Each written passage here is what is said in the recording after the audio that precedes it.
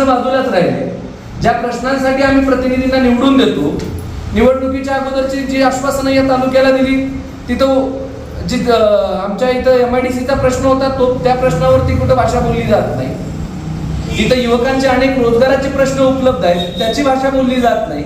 तर या विद्यमान महाशयांना एकच काम आहे, वारंवार अगदी सुरुवातीपासून जर बघितलं असेल तर आदरणीय पवार साहेबांच्या वरती बोलणं की आपल्याला मोठं होता येतं हेच त्यांना माहिती आहे. पवार साहेब झालं की जयंतरावजी पाटील साहेबांच्या वरती बोलणं, याच्या पलीकडे दुसरी कोणतीही भाषा या वाचाळवीरांना जमत नाही. माझा प्रश्न आहे त्यांना, तुम्हाला जर बोलायचं असेल, काही प्रश्न आहेत विचारा ना तुमच्या पक्षाच्या पक्षश्रेष्ठींना, पक्षाच्या नेत्यांना.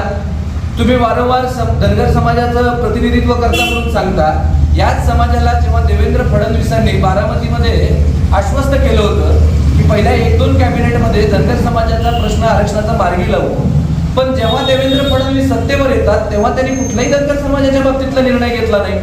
च्या उलट वारंवार गोपीचंद पडळकर हे समाजाला फसवण्याचं काम करतात, त्यांच्या भावनेशी खेळण्याचा प्रयत्न करतात आणि त्यांच्या भावनेवरती राजकारण करतात.